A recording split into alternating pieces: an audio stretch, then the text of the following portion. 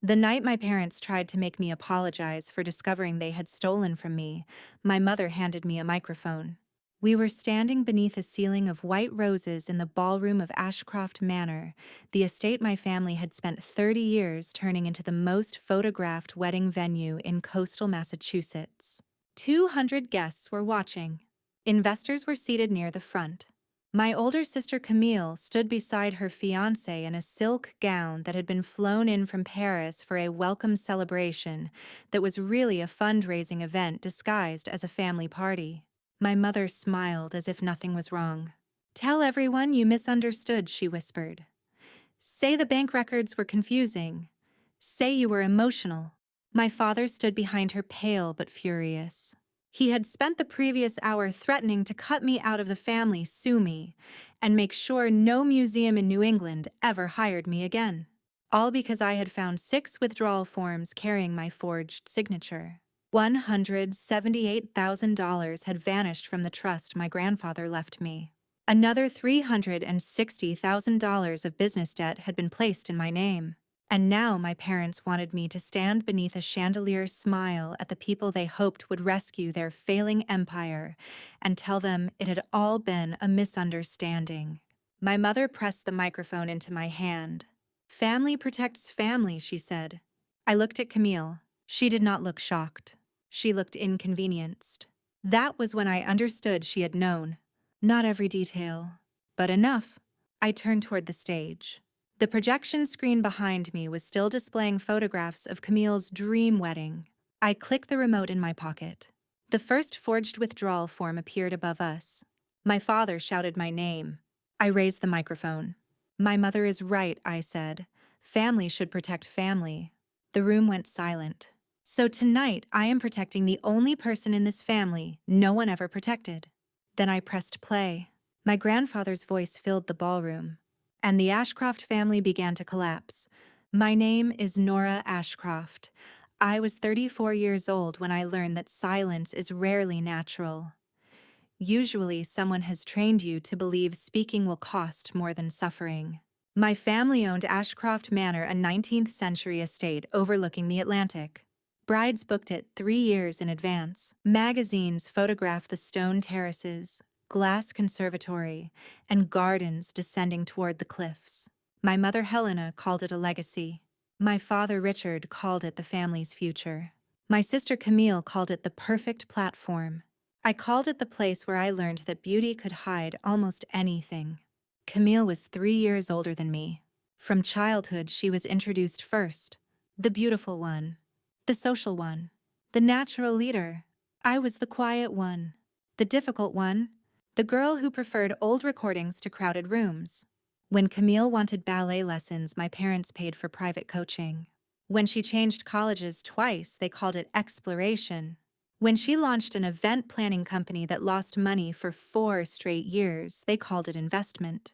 When I asked for help paying for graduate school in archival science, my father asked whether listening to dead people on tapes was a real career. I paid for the degree myself. That became the pattern. Camille's choices were potential. Mine were indulgence. Camille's mistakes were temporary. Mine were proof of poor judgment. The imbalance was rarely obvious enough to confront. It was disguised as practicality. "She is older," my mother said. "She represents the family," my father said. "You do not need as much," they both said. By the time I was 20, I had learned not to ask. My grandfather Thomas Ashcroft was the only person who seemed to notice. He had founded a regional radio station before selling it and investing in the manor. He loved sound. Old speeches, family recordings, the hiss of tape before a voice appeared.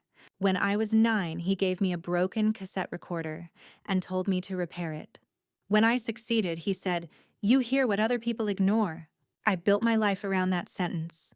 Before he died, he created 2 trusts, one for Camille, one for me. Camille's funded business education, housing, and the launch of her company. Mine was called the Nora Ashcroft Independence Trust. The name embarrassed me when I first saw it. Grandfather said, "You will understand later." The trust held $240,000. It was intended for education, a home, or a professional project of my choosing. My parents were temporary administrative trustees until I turned 30. I assumed the money remained untouched. Why would I check? My parents spoke constantly about honor legacy and family reputation. I mistook repetition for truth. At 28, I married Daniel Mercer, an audio engineer who restored damaged recordings from museums and courts. My parents did not attend our wedding. Camille was engaged at the time but had not chosen a date. My mother said marrying before my older sister would shift attention away from the family narrative. My father called it disloyal. For 3 days, I begged them to reconsider. Then my grandfather's former housekeeper May walked me down the aisle. Daniel's parents filled the front row. We married in a public garden beneath light rain. It was small. It was imperfect. It was the happiest day of my life. My mother sent one text afterward. You made your choice. I should have understood the sentence as a promise. For 6 years, my relationship with my family became formal.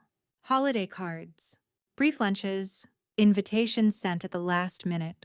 Camille's company, Camille Ashcroft Celebrations, grew in public and collapsed in private. Online, she presented luxury weddings, designer tables, and effortless coastal elegance. Behind the photographs were unpaid vendors, delayed refunds, and constant loans from Ashcroft Manor. My parents kept covering the gaps. They mortgaged part of the estate, borrowed against future bookings, delayed maintenance. But in every interview, my mother said the family business had never been stronger. I worked at the Maritime Sound Archive in Boston. My job was restoring damaged oral histories, ship logs, and community radio recordings. My father called it playing with static in a basement. He never visited. Daniel did. He understood why a 10-second recovered sentence could matter. We were not wealthy, but our life was honest. Then, one February morning, I received a letter from Harbor Commonwealth Bank. It thanked me for renewing my personal guarantee connected to Ashcroft Hospitality Holdings. I read the sentence 4 times. I had never guaranteed anything. I called the number. The representative asked for my security answers. Then she said, the outstanding guaranteed balance is $360,000. My hands went numb. There is a mistake. Our file lists you as a 12% shareholder and personal guarantor. I am not a shareholder. There was a pause. Ms. Ashcroft, the agreement contains your notarized signature. I left work early. Daniel met me at the bank. The loan officer brought a digital copy of the guarantee. My name appeared beneath 14 pages of language I had never seen. The signature was close, very close. But I restore sound for a living. My entire career depends on noticing the difference between what is real and what has been altered. The final downstroke was wrong. My signature always ended sharply. This one curved upward. The notarization belonged to a woman named Louise Farrow. I knew the name. She had worked in the Manor's accounting office when I was a child. She had died 4 years earlier. The document had been signed 18 months after her death. Daniel looked at me. This is fraud. I heard the words, but part of me resisted. Fraud belonged to strangers, criminals, people in courtrooms, not parents who sent birthday flowers, not a mother who still signed cards, love always. I called my father from the bank parking lot. He answered on the 3rd ring. Is there a reason my name is on a business loan? Silence. Then he sighed. You should have come to us first. The sentence told me everything. You knew. Nora, this is complicated. Did you forge my signature? No one forged anything. The notary has been dead for 4 years. His breathing changed. You do not understand corporate restructuring. I understand I never signed. He lowered his voice. The manor needed temporary support. Your trust benefited from the family's assets for years. My trust was left by grandfather. And who maintained the estate that created the family wealth? You used my trust. Another silence. I felt the parking lot disappear beneath me. How much? This conversation should happen privately. How much, Dad? You are being dramatic. I ended the call. That night, I did not sleep. At 2 a.m, I opened the old trust folder my grandfather had given me. The statements stopped arriving when I turned 30. My mother told me the bank had changed systems. I believed her. Daniel contacted an attorney named Sloan Kim. She specialized in trust abuse and financial fraud. The next morning, Sloan requested a complete trust accounting. My parents refused. They claimed the records were archived, then damaged, then protected by business confidentiality. Each excuse was more revealing than the last. Sloan obtained a court order. 3 weeks later, boxes of documents arrived. The first illegal withdrawal was for $24,000. The stated purpose was graduate tuition for me. I had paid my own tuition. The money went to Ashcroft Manor's greenhouse renovation. The second withdrawal was $31,000 for professional equipment. It funded Camille's first office lease. The third covered a deposit with Langford Coastal Development, a group negotiating to invest in the manor. There were 6 withdrawals. Total $178,000. Every form carried my forged signature.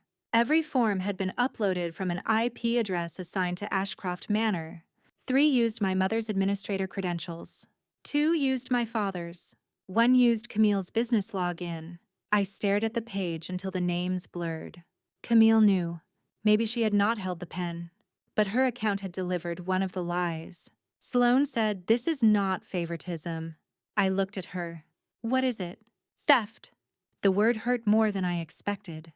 For years I had called it unfairness, neglect, preference. I had softened every experience so I could continue loving them. Theft left no soft edge. The trust records also revealed a minority share agreement placing me inside Ashcroft Hospitality Holdings. My signature appeared on a stock certificate. The certificate had been notarized with Louise Farrow's stolen seal. The false shares allowed my parents to attach me to the manor's debt. If Ashcroft Manor failed, creditors could pursue me. Why would they do this? I asked. Sloan looked through the balance sheets. Because the business is near insolvency. The manor owed more than $4 million. Advanced deposits from future weddings had been used to pay old vendors. Maintenance invoices were delayed. Property taxes were overdue. A private lender had issued a foreclosure notice. Camille's wedding was not simply a wedding. It was a marketing event designed to attract the Langford family as investors. Her fiancé, Adrian Langford, belonged to the development group negotiating a rescue deal. The welcome celebration would host investors' press and regional wedding planners. My parents were not only marrying Camille into money, they were using the marriage to save the estate. I felt sick, not because of the strategy, because they had tied my name to the failure without asking. Sloan froze my trust accounts and challenged the guarantee. The bank launched an internal investigation. We hired a forensic document examiner. Then something unexpected happened. May called me. She was 81 and living in assisted housing. "I heard there is trouble at the manor," she said. I tried to protect her. "It is complicated. Your family has used that word since before you were born." I almost laughed. May told me she had a box grandfather asked her to keep. Inside were old reel-to-reel tapes, letters, and a small ledger. Daniel and I drove to see her. The box smelled of cedar and dust. One tape was labeled, "For Nora, if they make you doubt yourself." My hands shook. At the archive, Daniel and I cleaned the reel. The tape was brittle. We repaired 2 breaks, reduced the surface noise, balanced the damaged channel. Then my grandfather's voice emerged. Weak, breathing carefully. Recorded 3 weeks before his death. "Nora," he said, "if you are hearing this, someone has made you question whether what belongs to you truly belongs to you." I covered my mouth. Daniel stopped working and stood beside me. Grandfather continued. "Your mother believes family assets should flow toward the child most capable of maintaining the image. Your father believes silence is loyalty. Both are wrong." The tape hissed. Then his voice returned. "Your money belongs to you, not to the manor, not to Camille, not to your parents. Favoritism becomes theft the moment someone takes what was never theirs to give." I began crying, not because the tape gave me new information, because a dead man had believed me before I needed to be believed. The recording continued. "If they ask you to surrender your independence to preserve the family, remember this: any family that demands your freedom as the price of belonging is not protecting you. It is containing you." The tape ended with one final sentence. "You hear what other people ignore. Trust what you hear." For 2 days, I could barely function. I listened to the recording again and again. Each time, another part of my childhood rearranged itself. Grandfather had known. He had seen the hierarchy. He had tried to create a door for me. My parents had reached through that door and stolen from it anyway. Sloane advised caution. "We have enough to proceed privately," she said. But the timing changed everything. Ashcroft Manor's welcome celebration was 10 days away. The Langford investment would close the morning after the party. If the deal closed before the bank finished its fraud review, my parents could use new capital to hide old transfers, refinance the guarantee, and destroy records. "We need preservation orders immediately," Sloane said. She filed emergency motions. The court granted limited relief, but the investment could still proceed. Then Isabel Langford called me. She was Adrian's mother and chief financial officer of Langford Coastal Development. She had received a due diligence notice about disputed ownership. "Nora," she said, "your parents told us you were a silent investor." "I am not. They gave us signed documents. They are forged." She became very quiet. "Can you prove that?" "Yes." "Then we need to meet." Isabel reviewed the trust records, guarantee signature analysis, access logs, and grandfather's tape. She listened without interruption. When it ended, she removed her glasses. "Does Adrian know?" "I do not know."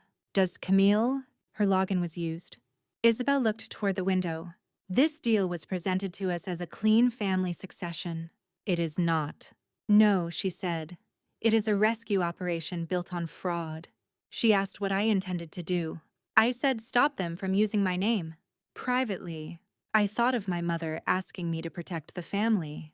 I thought of the 200 guests invited to celebrate a lie. I have been private my entire life. Isabel did not smile, but something in her expression changed. The morning of the celebration, my mother called. "Do not come tonight." I was invited. "You are not welcome if you intend to create conflict." "Did you forge my signature?" She inhaled sharply. "Nora, everything we did was for the family." "That is not an answer." "The trust money would have eventually returned to you when the manor recovered. You stole it." "Do not use ugly words. Ugly actions create ugly words." Her voice hardened. "Camille's future is at stake. So is mine. You have Daniel. You have a career. Camille needs this." There it was. The old arithmetic. Camille needed. Therefore, I owed. "You skipped my wedding for her feelings," I said. "You stole my trust for her company. You put debt in my name to save her venue. When does she stop needing my life?" My mother began crying. Not softly. Performatively. "I gave birth to you. And grandfather gave me a trust." She went silent. Then said, "If you destroy this weekend, you will never be part of this family again." I felt the old fear rise. The child who still wanted a seat at the table. Then I heard grandfather. "Any family that demands your freedom as the price of belonging is containing you." "I understand," I said. My mother mistook that for surrender. It was goodbye. The celebration began at 6. Ashcroft Manor looked perfect. Lanterns lined the drive. The conservatory glowed. White roses covered the ballroom ceiling. Camille stood beside Adrian receiving guests. She looked beautiful. For one painful second, I remembered us as children hiding beneath banquet tables during weddings. Back then, she shared cake with me. Back then, I believed being sisters meant neither of us would ever choose the people who hurt the other. Camille saw me and walked over. "You should leave." "Did you know?" She glanced around. "Not here. Your login was used." Her jaw tightened. "Dad said it was temporary." "So you knew?" "I knew they moved money." "My money. The manor supports all of us." "It never supported me." She looked offended. "You grew up here. So did the employees' children. Did you put debt in their names too?"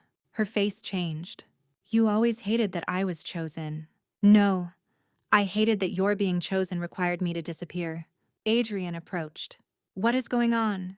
Camille smiled too quickly. "Nothing. Nora is upset about old family paperwork." I looked at him. "Ask your mother." His expression shifted. Before Camille could answer, my father arrived. He took my arm hard enough to hurt. "Office, now." Daniel stepped between us. "Remove your hand." My father released me.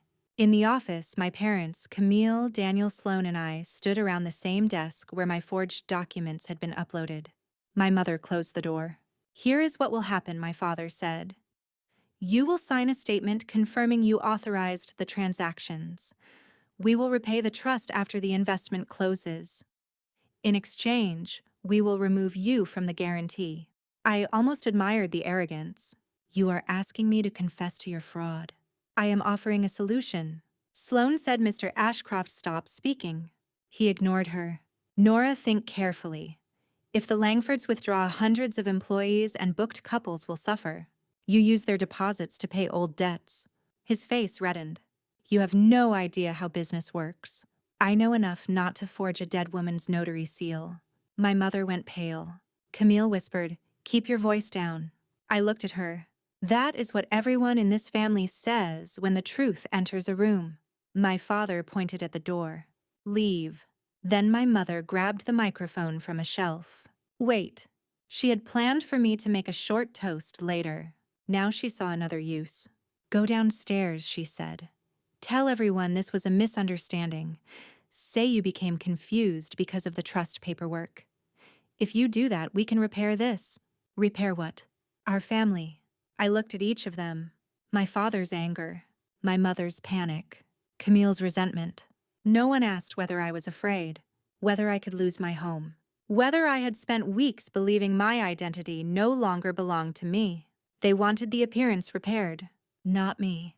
I took the microphone. "Fine," I said. Sloan looked at me sharply. I gave the smallest nod. The ballroom quieted when I stepped onto the stage. My mother stood beside me, smiling with visible relief. Camille and Adrian moved to the center. The Langfords sat near the front. Investors held champagne. The screen behind me displayed a photograph of Camille beneath the conservatory roses. "My family asked me to clarify a misunderstanding," I began. My father relaxed. "There has been confusion regarding Ashcroft Manor, my grandfather's trust, and my role in the business." I clicked the remote. The first forged withdrawal form appeared. A murmur moved through the room. My mother whispered, "What are you doing?" I continued. "This form withdrew $24,000 from a trust created for my education. I never signed it. The money paid for the greenhouse visible in many of tonight's photographs." I clicked again. The second form.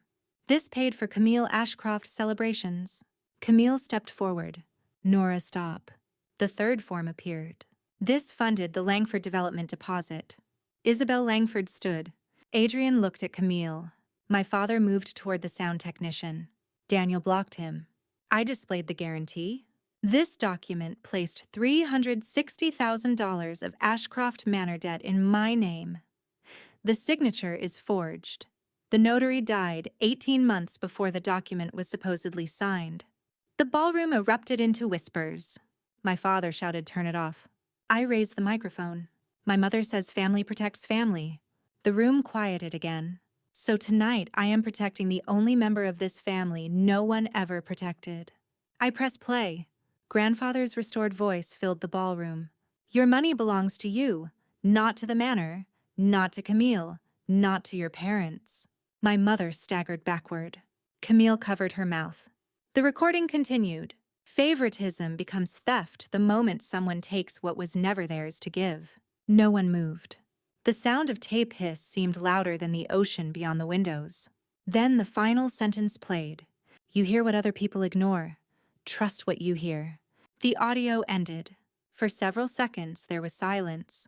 Then Isabel Langford walked to the stage. She faced the guests. "Langford Coastal Development is withdrawing from all negotiations with Ashcroft Hospitality Holdings effective immediately." My mother made a broken sound. Adrian turned toward Camille. "Did you know?" Camille cried. "My parents said Nora agreed. You told me the ownership was clean. It was supposed to be fixed." "That is not an answer."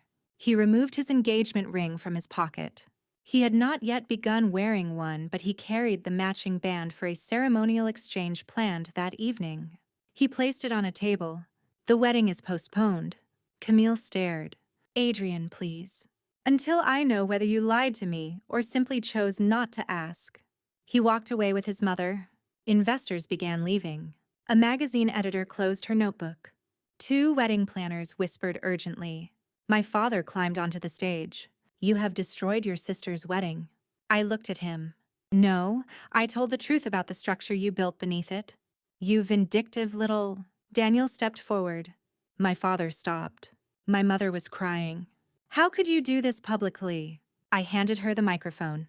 You committed it privately because you believed privacy would protect you. The police did not arrive that night. Real consequences are rarely that theatrical. Instead, the collapse happened through phones, emails, withdrawals, and legal notices. By morning, 3 investors had suspended discussions. 2 lenders demanded emergency disclosures. The bank froze disputed accounts. The court expanded the preservation order. Within a week, Ashcroft Manor entered supervised restructuring. My father was removed from daily management. My mother resigned from the board. Camille's company lost vendors' clients and most of its social media following. She blamed me publicly for weaponizing private pain. I did not respond. Sloan did. She released a brief statement confirming active fraud proceedings. The bank investigation found failures in identity verification and trust oversight. It restored a substantial portion of the stolen funds and voided the false guarantee. The forensic examiner confirmed every signature was forged. Digital logs connected the uploads to my parents' and Camille's office account. The district attorney opened a case involving fraud conspiracy and falsified notarization. My parents eventually accepted a plea agreement involving restitution probation and permanent removal from fiduciary roles. My father's greatest punishment was not legal. It was losing control of the story. For 30 years, he had been the man who saved Ashcroft Manor. Now every article included the word fraud. My mother sold her remaining interest to satisfy judgments. She moved to a smaller house inland. For months, she sent letters accusing me of choosing money over blood.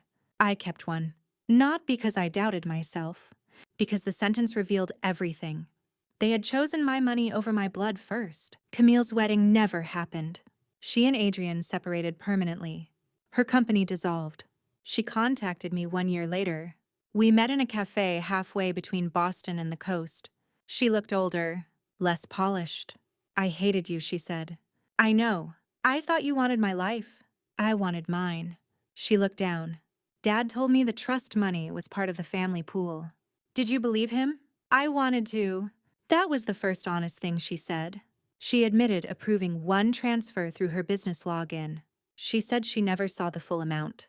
She knew the manor was failing, knew our parents were moving money, knew I had not been consulted. But she told herself I did not need it. You had Daniel, she said. You had a real job. I thought the manor was all I had. I looked at her. So you helped take the one thing grandfather gave me because you believed I had survived without it. She began crying. I am sorry. I believed she was sorry. That did not mean trust returned. I hope you build something honest, I said. Will you forgive me? Forgiveness is not the same as access. She flinched, but nodded. We did not become close. Sometimes healing means ending the fantasy that closeness is required. Ashcroft Manor was eventually sold to a regional hotel group for far less than my parents once claimed it was worth. The new owners preserved the building but ended the family mythology. Employee contracts were honored. Couples with deposits were protected. The conservatory remained. The white roses did not. My career changed too. The restored recording of grandfather became part of an exhibition at the Maritime Sound Archive called Voices Under the Noise. The exhibit focused on damaged recordings recovered from families' labor groups and forgotten community stations. It became the most attended exhibition in the archive's history. I was promoted to Director of Regional Preservation. Daniel and I used part of the restored trust money to create the Thomas Listening Room, a non-profit studio helping families preserve recordings they could not afford to restore commercially. Our first client brought a voicemail from her mother who had died unexpectedly. The file was corrupted. For 3 days we worked on it. At the end, one sentence became clear. I am proud of you. The woman covered her face and sobbed. I thought about grandfather's tape. The dead cannot protect us from everything. But sometimes their voices arrive when the living have worked very hard to silence the truth. For a long time, people asked whether I regretted exposing my family publicly. The question assumed the public moment caused the collapse. It did not. The collapse began with the first forged signature. The ballroom only removed the curtains. I did not destroy Ashcroft Manor. I refused to keep standing beneath a structure built from my stolen money and my silence. That difference matters. There were nights I still missed my mother, not the woman who forged my name. The mother who braided my hair before school. The father who taught me to ride a bicycle. The sister who once shared cake under banquet tables. Betrayal does not erase good memories. It poisons your certainty about what they meant. Therapy helped me understand that love and truth do not cancel each other. I could love what they had once been to me and still refuse what they became. I could mourn the family I wanted without returning to the family that harmed me. 2 years after the celebration, May visited the Thomas listening room. We played grandfather's restored tape through studio speakers. She sat with her eyes closed. When it ended, she said, "He always knew you would hear him." I asked, "Why did he give the box to you?" "Because he knew your parents respected appearances more than promises. He wanted the truth kept somewhere they would not look." "Where was that?" "With an old housekeeper." She smiled. The sentence stayed with me. People who control families often overlook those they consider unimportant. Housekeepers, quiet daughters, archivists in basements. The people who see remember and preserve. That was their mistake. My parents believed power belonged to whoever stood at the center of the photograph. Grandfather knew power could also belong to the person holding the recording. Today, the original microphone from the ballroom sits in a cabinet at the listening room, not as a trophy, as a reminder. My mother handed it to me because she believed my voice still belonged to her. She expected me to repeat the family version.